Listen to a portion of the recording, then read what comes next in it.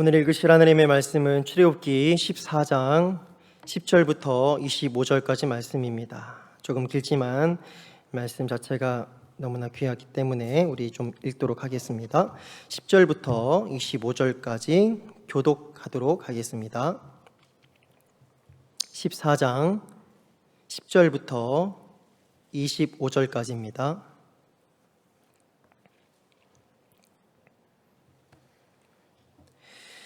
바로가 가까이 올 때에 이스라엘 자손이 눈을 들어본즉 애굽 사람들이 자기들 뒤에 이른지라 이스라엘 자손이 심히 두려워하여 여호와께 부르짖고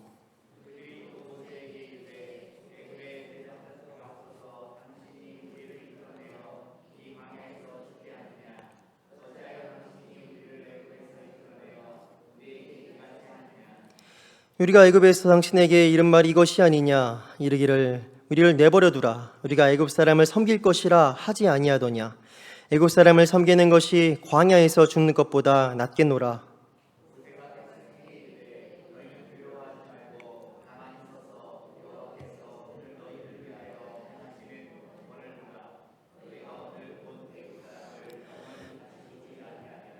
여호와께서 너희를 위하여 싸우시리니 너희는 가만히 있을지니라.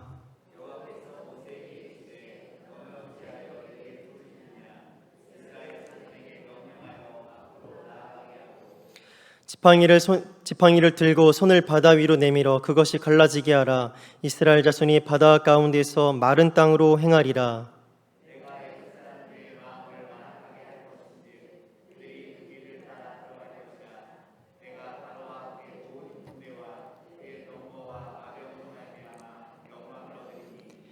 내가 바로와 그의 병거와 마병으로 말미암아 영광을 얻을 때에야 애굽 사람들이 나를 여호와인 줄 알리라 하시더니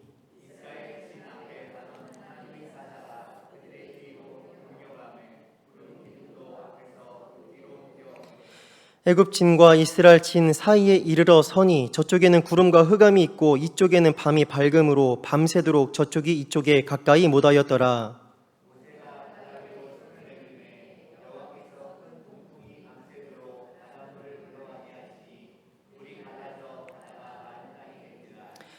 이스라엘 자손이 바다 가운데를 육지로 걸어가고 물은 그들의 좌우에 벽이 되니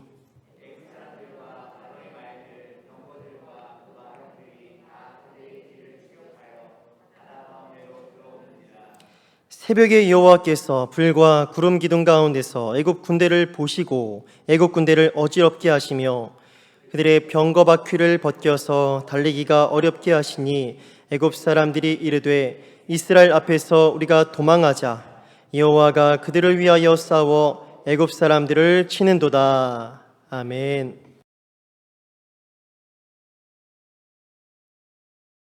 지난번 말씀 나눌 때에는 하나님께서 1번째 재앙 가운데 그 어린 양의 피를 보시고 그들을 넘어가셨다라는 예수 그리스도의 보혈을 통해서 구원받는 은혜를 나누었습니다. 그렇게 10번째 재앙 이후에 이스라엘 백성들은 출애굽을 하게 되었죠. 애굽에 거주한 지 430년 만에 하나님의 말씀에 따라서 그렇게 이집트에서 나온 이스라엘, 그런데 그들에겐 진퇴양난, 사면초가의 상황이 펼쳐짐을 오늘 본문에서 볼 수 있습니다. 앞에는 망망대해 홍해바다고 뒤에는 그들을 죽이려고 그 당시 최첨단 장비로 달려드는 이집트의 군대였습니다. 바로 얼마 전까지만 해도 자신들을 부리던 그 막강한 파라오의 군대가 이스라엘의 턱밑까지 추격해온 것을 목격한 이스라엘 백성들의 순식간에 큰 두려움에 사로잡히고 말았습니다. 그리고 그렇게 두려움에 사로잡힌 백성들의 입에서 나오는 말은 불평과 원망이었습니다. 제가 11절과 12절 읽겠습니다. 애굽에 매장지가 없어서 당신이 우리를 이끌어내어 이 광야에서 죽게 하느냐? 어찌하여 당신이 우리를 애굽에서 이끌어내어 우리에게 이같이 하느냐? 우리가 애굽에서 당신에게 이른 말이 이것이 아니냐? 이르기를 우리를 내버려 두라 우리가 애굽 사람을 섬길 것이라 하지 아니하더냐? 애굽 사람을 섬기는 것이 광야에서 죽는 것보다 낫겠노라. 자, 이들은 지금 애굽 사람들에게 죽임당하게 될 것을 기정사실화하고 있습니다. 그런데 지금 이들이 누구이죠? 10가지나 되는 재앙으로 애굽을 치신 하나님의 권능을 직접 목격했던 사람들이 아닙니까? 애굽에 처음 난 모든 것을 다 치실 때에도 어린 양의 피를 바른 이스라엘 자손의 집은 넘어가신 하나님의 구원을 직접 경험한 자들이 아닙니까? 사람을 살리기도 하시고 죽이기도 하시는 하나님의 그 놀라운 권능을, 그리고 그 가운데에서도 자기 백성은 구별하시는 하나님의 놀라운 은혜를 경험한 사람들이 아닙니까? 그런데 홍해 앞에 서 있는 지금 이들의 모습은 마치 그 모든 것을 까마득히 잊은 듯 합니다. 아니, 그러한 은혜는 아예 경험조차 해본 적이 없는 사람들의 말 같습니다. 망각이 이와 같이 무섭습니다. 하느님께서 베풀어 주신 은혜와 사랑을 잊어버리면 당장 눈앞에 펼쳐져 있는 거대한 현실에 마음과 생각을 모조리 빼앗기게 됩니다. 하나님의 은혜와 사랑을 잊어버릴 때 하나님은 보이지 않고 내 앞에 있는 문제만 선명하게 보이게 됩니다. 그리고 그렇게 하나님의 은혜를 까마득히 잊어버린 마음과 입술에 따라오는 것은 열이면 열, 불평과 원망입니다. 이스라엘 백성들은 이후로도 이와 같은 불신의 패턴을 수없이 반복합니다.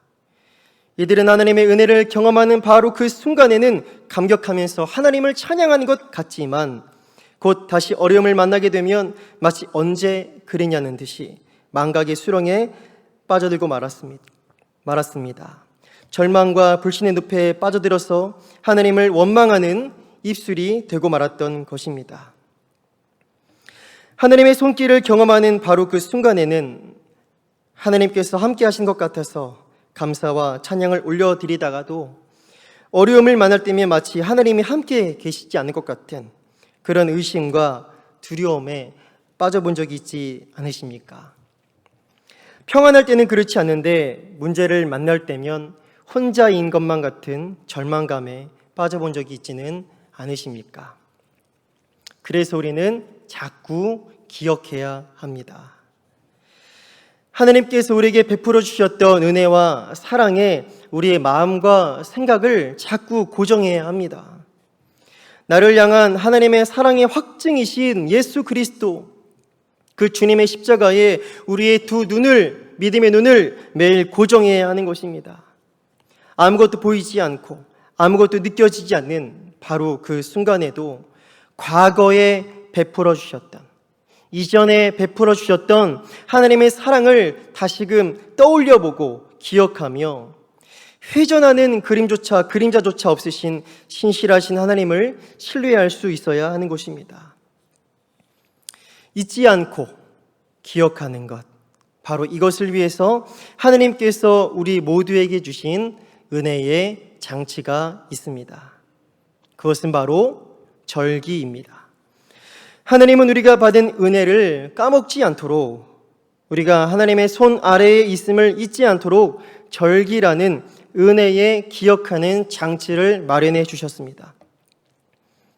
유월절, 초막절, 오순절, 그리고 안식일 등을 제정하셔서 이스라엘 백성들로 하나님의 은혜들을 주기적으로 기억하게 하셨으며 또한 기억하며 대대로 전하게 하셨습니다. 그래서 우리에게도 주일이 정말 중요한 것입니다. 바쁜 일상생활의 모든 것을 전부 다 내려놓고 주님 앞에 나와서 한 주간 동안 베풀어 주신 하나님의 은혜들을 다시금 곱씹어보고, 그리고 하나님께 감사를 드리고 하나님을 신뢰함으로 모든 것을 내려놓는 것입니다. 하나님의 약속의 말씀을 듣고 다시금 새 힘을, 믿음의 힘을 공급받는 것입니다. 그렇게 말씀을 듣고 말씀을 기억하며 말씀을 되새기는 가운데 믿음이 자라가는 것입니다. 그래서 주일 성수하고 수요 예배도 나오고 나아가 새벽 예배까지 나오는 것이죠. 이와 같이 하나님의 말씀을 수시로 듣고 묵상하고 기억하는 하나님의 백성들은 홍해를 만나도 담대합니다. 들은 말씀과 내가 이미 들은 말씀과 지금 현재 내 눈앞에 보이는 현실 사이에 괴리로 인해서 절망하지 않습니다. 이 눈에 아무 증거 아니 보여도 믿음만을 가지고서 늘 걸으며 이 귀에 아무 소리 아니 들려도 하나님의 약속 위에 서리라. 찬송가 545장의 이 고백이 바로 우리의 고백이 되는 것입니다. 그러므로 문제 앞에서 가장 중요한 것은 문제 그 자체가 아니라 바로 우리들의 시선입니다. 오늘 본문 말씀의 13절 말씀을 다 같이 읽어보겠습니다. 13절입니다. 시작.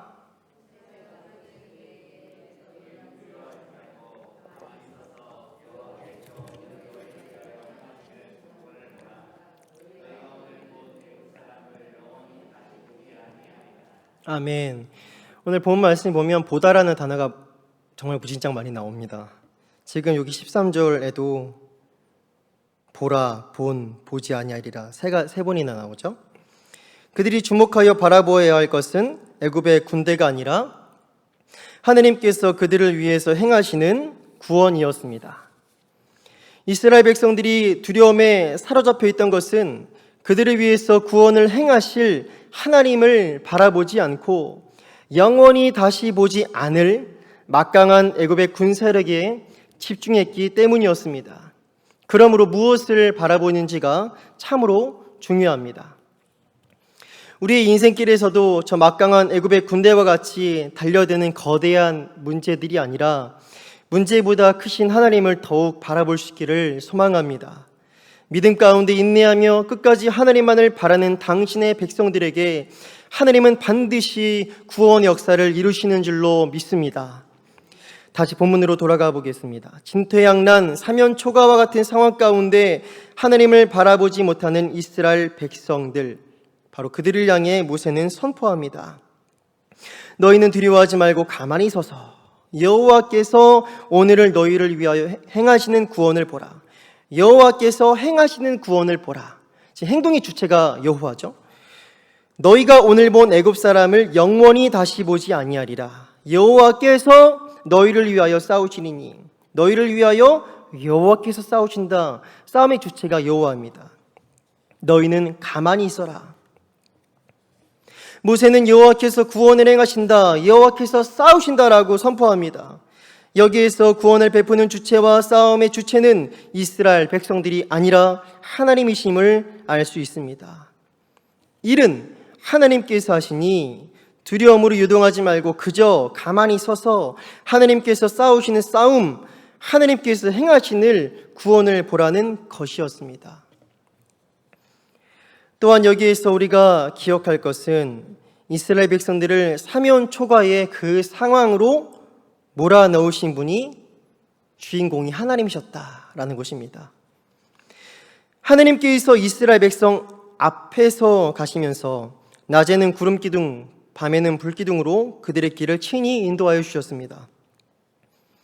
오늘 본문 읽지 않았지만 2절 말씀에 보면 바다와 믹돌 사이의 비아히롯 앞 곧 바알스본 맞은편 바닷가, 거기에 장막을 치게 하신 분도 하나님이셨습니다. 그리고 파라오의 마음을 완악하게 해서 이스라엘을 뒤쫓아가게 하신 분도 하나님이셨습니다. 하나님은 왜 이와 같은 상황을 만드셨던 것일까요? 본문에 오늘 14장의 4절 말씀입니다. 내가 바로의 마음을 완악하게 한즉 바로가 그들의 뒤를 따르리니 내가 그와 그의 온 군대로 말미암아 영광을 얻어 애굽 사람들이 나를 여호와인 줄 알게 하리라. 애굽 사람들에게 오직 하나님만이 여호와이심을 알게 하고자 하셨던 것입니다. 이스라엘 자손들에게는 하나님의 구원을 친히 보여주시고 수많은 우상을 숭배하는 이집트 사람들에게는 오직 하나님 한 분만이 여호와이심을 보여주시려는 계획이었던 것입니다. 하나님은 하나님의 뜻을 위해서 모든 일들을 합력하여 이루어 나아가십니다. 그리고 결국에는 선을 이루십니다.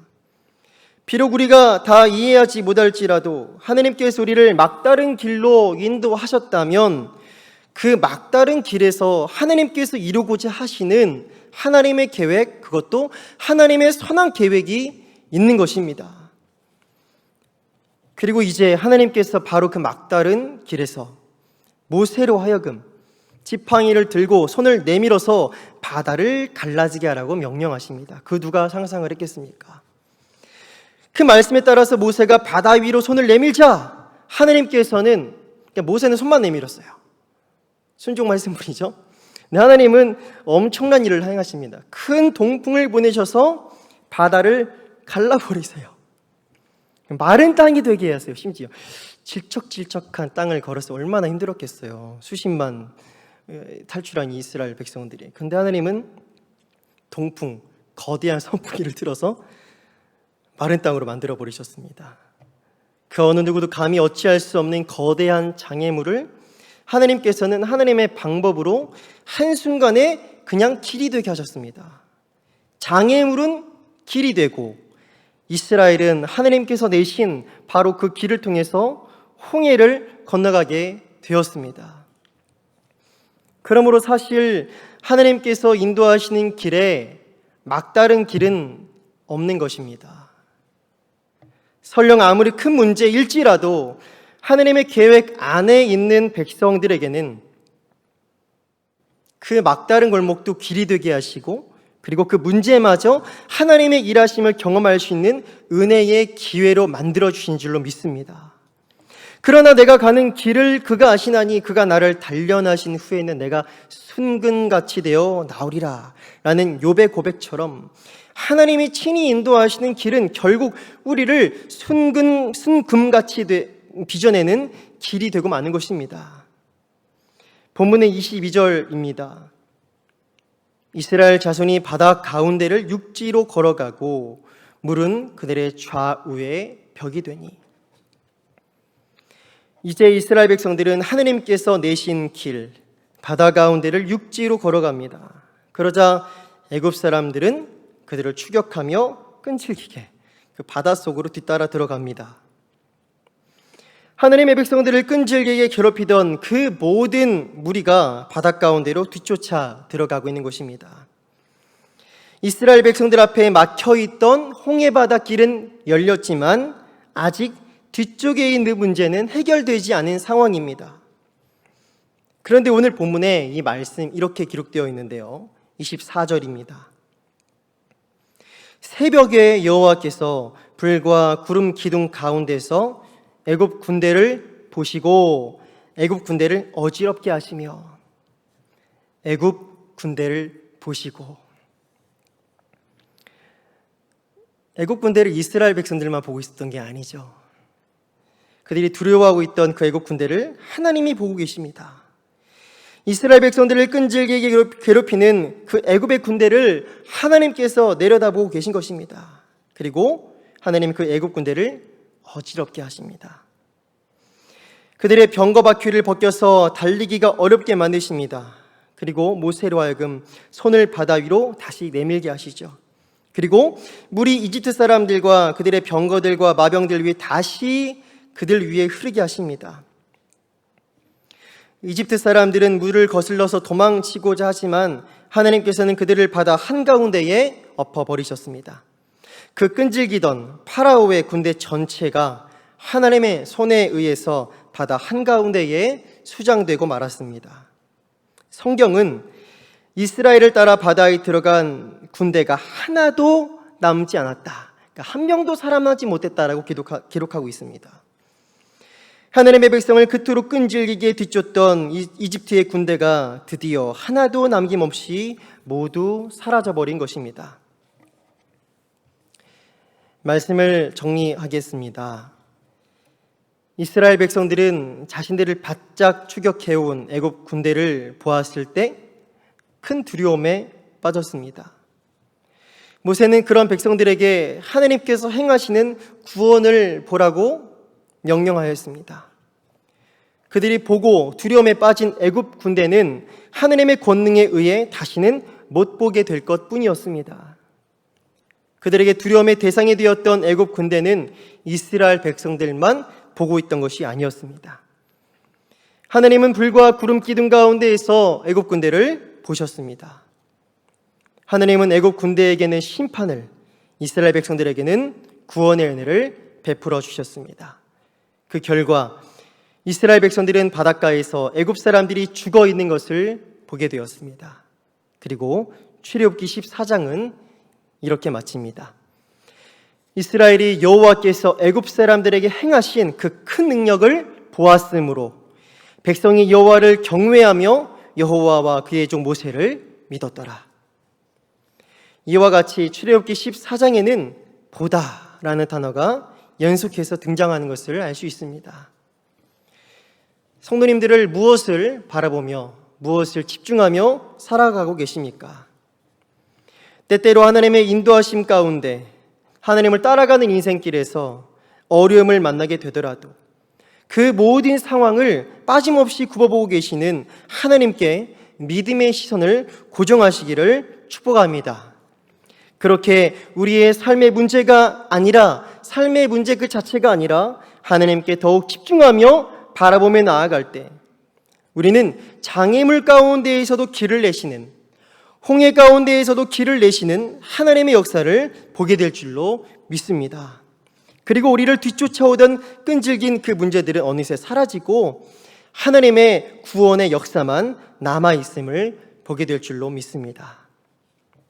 자기 백성을 불기둥과 구름기둥으로 친히 앞서 인도하시는 하나님, 장애물 가운데에도 길을 내시며 구원으로 인도하시는 능력의 하나님을 더욱 경외하고 신뢰하며 바라보며 나아가는 우리 모두가 되기를 소망하며 축복합니다. 아멘.